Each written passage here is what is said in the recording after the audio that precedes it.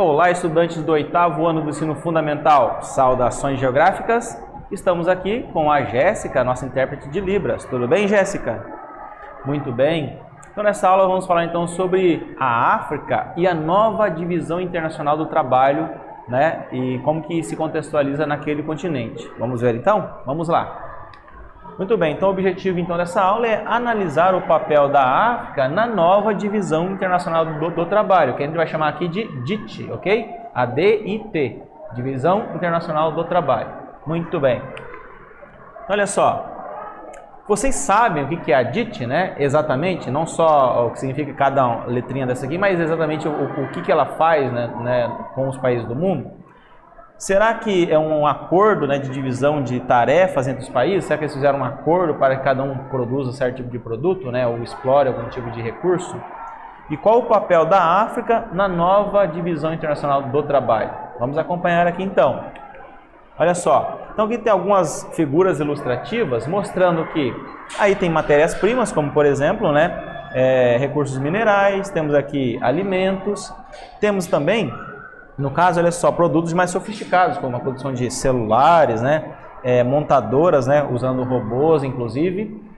Então sabemos que, no modo geral, esses tipos de produtos diferentes aí são produzidos por países com desenvolvimento diferente. De um modo geral, os países subdesenvolvidos produzem as matérias-primas. E, de um modo geral, os países desenvolvidos produzem aí, devido a dominar as tecnologias, os produtos mais tecnológicos, ok? Inclusive tem um maior valor agregado, tá bom? Muito bem. Então, olha só, a divisão internacional do trabalho se refere a uma divisão territorial do trabalho entre diversos países, né, do mundo. Trata-se então de uma divisão produtiva, uma especialização em termos de produtos finais e intermediários, produzidos então em cada país. Então não é um acordo, né? E sim é uma situação natural, né, quanto aos critérios, por exemplo, de se o país tem, né, recursos minerais, se o país ainda está no processo de desenvolvimento, ou se o país já domina tecnologias, né, já é um país mais desenvolvido e já produz produtos, né, de alta tecnologia e valor agregados, ok? Muito bem, então aqui tem uma charge ilustrativa, né, mostrando aí como que então seria, em resumo, a divisão internacional do trabalho no mundo. Muito bem, então olha só, de um modo geral, conforme nós já falamos um pouquinho aqui, ó, a participação dos países de menor desenvolvimento, eles já participam mais com a questão de produção ou então exploração e exportação de produtos primários, como minérios, como por exemplo alimentos, ok? Então esse tipo de coisa é voltado então para os países mais em desenvolvimento. E como a África, de um modo geral, tem países subdesenvolvidos, então é por isso então que os países da África ficam com essa parte, né, da divisão internacional do trabalho, ok? Com a parte de fornecimento de matérias-primas, ok? Então já as manufaturas, né, empregam pouca tecnologia, mão de obra barata, né, e também em geral pouco regulamentada pelo Estado, pertence então a esse setor aí das sociedades menos desenvolvidas. Então a exploração da mão de obra, por exemplo, na África é muito grande, né, por empresas estrangeiras. Muito bem, então a manufatura é o que? É um sistema de produção cuja técnica de produção ainda é mais artesanal, né, do que mais industrial. Porém, com a organização e a divisão do trabalho mais complexa, não identificada no modo artesanal então. Beleza? Vamos lá então? E aqui mostrando, né, que os países desenvolvidos ficam mais com os produtos que fabricam os produtos com maior valor agregado, maior valor de mercado, né? Por exemplo, produtos como telefones celulares, como por exemplo computadores, como automóveis, né? Produção de produtos com maior nível de tecnologia e desenvolvimento, ok? E claro, dependem das matérias-primas vindo dos países subdesenvolvidos. Então é uma cadeia integrada entre os países, chamado, né, divisão internacional do trabalho, nesse caso aqui. Muito bem? E aqui temos um mapa mostrando justamente isso, onde é que estão as maiores manufaturas do mundo, né? Estados Unidos e Canadá, Europa, Rússia, na Ásia, né? Do modo geral aí, Sudeste Asiático, entre a Austrália e a Nova Zelândia, e também tem no Brasil também, né, os polos de produção de tecnologia que transformam os recursos minerais, né, os alimentos, né, e processam tudo isso daí, ok? Então vocês sabiam que a posição da África na nova divisão internacional do trabalho, em comparação com os países de baixa industrialização, é ainda mais desfavorável, né? Sabemos que, por exemplo, tem países que não é tão desenvolvido assim, tão industrializado, mas na África a situação é pior ainda, né? Devido a todo aquele processo de descolonização, todo o processo aí de exploração daquele continente, ok? Muito bem. Então aqui tem uma reportagem, olha só, mineração na África do Sul. O que sobra para os sul-africanos? Nós sabemos que a África do Sul explora aí diamante, petróleo e outros tipos de recursos minerais, né? Mas como é que esses produtos, né, ou esses recursos minerais, eles são divididos então, né, o lucro disso aí? Será que vai realmente para a população mais pobre, né? Então sabemos que de um modo geral isso não vem acontecendo. Então olha aqui, ó, isso acontece porque os países africanos apresentam maior exploração não apenas dos recursos naturais, mas também de mão de obra barata também, ok? Às vezes a pessoa trabalha, por exemplo, numa empresa de prospecção de petróleo, de exploração de petróleo, mas o salário às vezes é pequeno, né? Não é tão grande assim, ok? Muito bem, então vamos para a nossa primeira atividade aqui, olha só. Então, analisando o que estudamos até agora sobre a nova divisão internacional do trabalho, né, na África, explique então com suas palavras como ela então se caracteriza no contexto geral, né, global, mas dando um enfoque no continente africano, tá bom? Mostre na questão, por exemplo, de desenvolvimento, questão de mão de obra barata, questão de matérias-primas, tá bom? E em seguida, então, voltaremos aí com uma correção.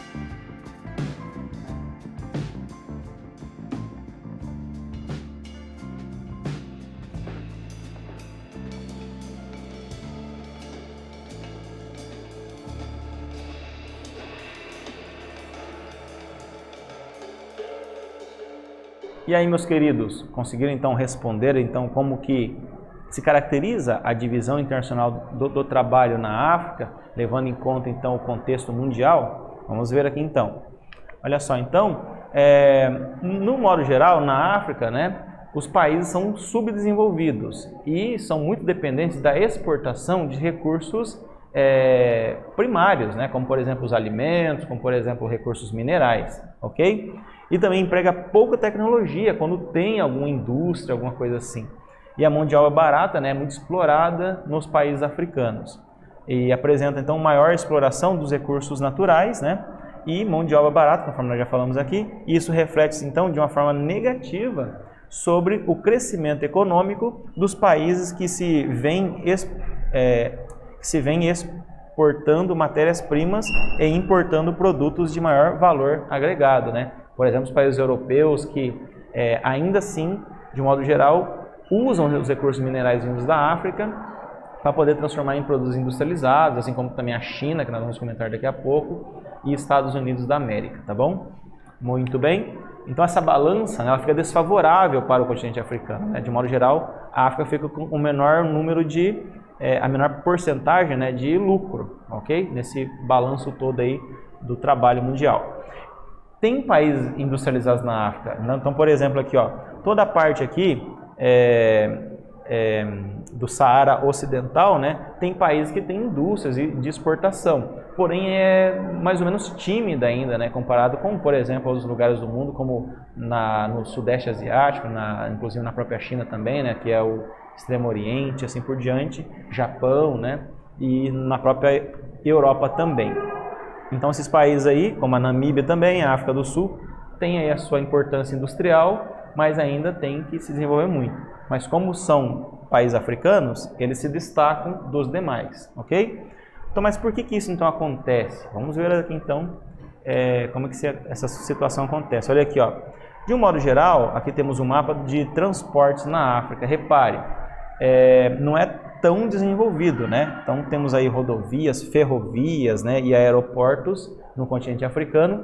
De um modo geral, são infraestruturas precárias, fruto aí de uma herança colonial, né, e desenvolvimento aí voltado para a exportação. Então ferrovias voltadas aí para a exportação, né, rotas marítimas também, né. Temos aí também rodovias, que é o que está em vermelho aí no mapa, e aeroportos. No caso aí, os aeroportos, a gente vê até em alguns filmes, né, que de um modo geral os aeroportos africanos, né, tem aviões aí que no Brasil já não são mais utilizados, aí esses aviões vão para a África para poder voar mais ainda na África, né. Um exemplo é os aviões Fokker 100, né, que voou pela TAM no nosso país há um tempo atrás, e alguns deles estão voando no continente africano, ok? Só para dar uma ideia aí. Então o continente carece, né, em geral, de modernização da infraestrutura. A existente lá está ligada ao setor de exportação de bens primários e é utilizada então para escoamento de produtos do que para a circulação, né, de pessoas e bens dentro do continente. Então não tem, por exemplo, metrôs em grande quantidade, né? Não tem aeroportos bem estruturados para a movimentação de pessoas principalmente, e sim para a questão de exportação de produtos primários, né? E assim por diante, ok? Há exceções, como por exemplo, né, países como a África do Sul tem os safaris, né, que atraem milhares de turistas todos os anos. Então aí já é um desenvolvimento um pouquinho melhor, inclusive de alto padrão, né? São as exceções no continente, ok?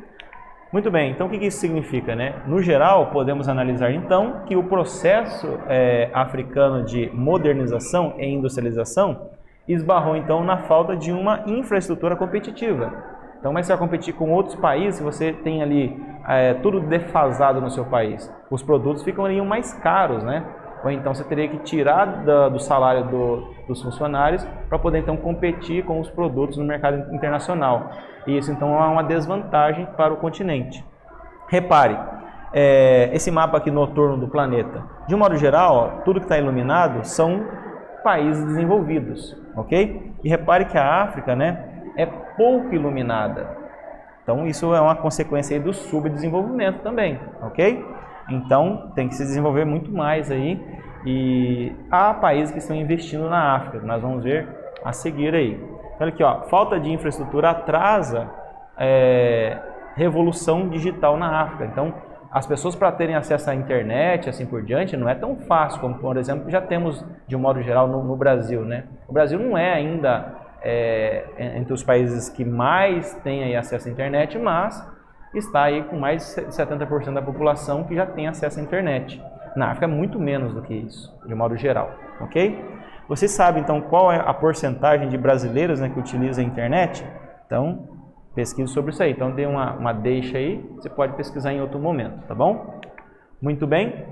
E aqui temos também, olha aqui, ó, um mapa mostrando as rotas de importação e exportação da África para o resto do mundo, olha só, e vice-versa. Então, a África comercializa muito com a Europa, com a Ásia, com a América do Sul menos, né, é o que menos comercializa, e também com os Estados Unidos comercializa um pouco mais, ok?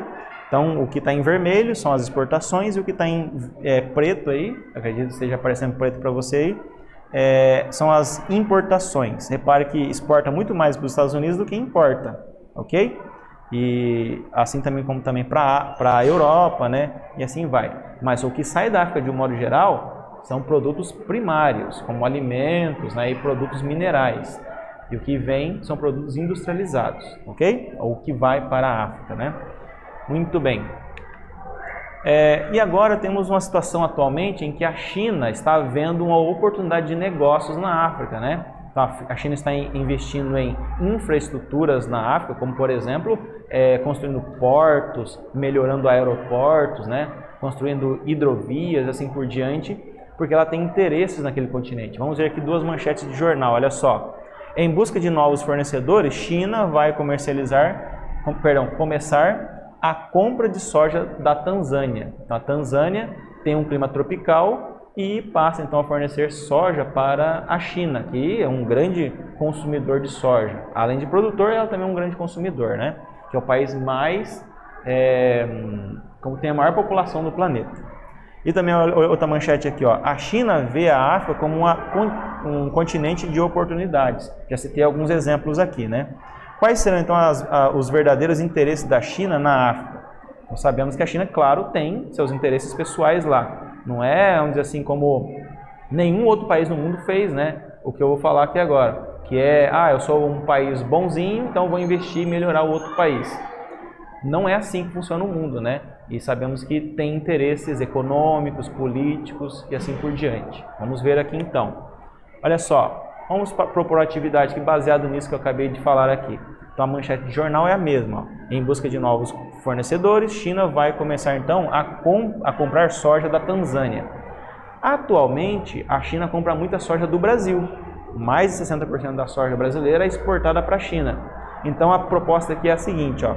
Analisa a manchete acima e procura explicar quais possíveis consequências para o setor agrícola do Brasil, uma vez que o nosso país é um produtor e exportador de soja para a China e outros países.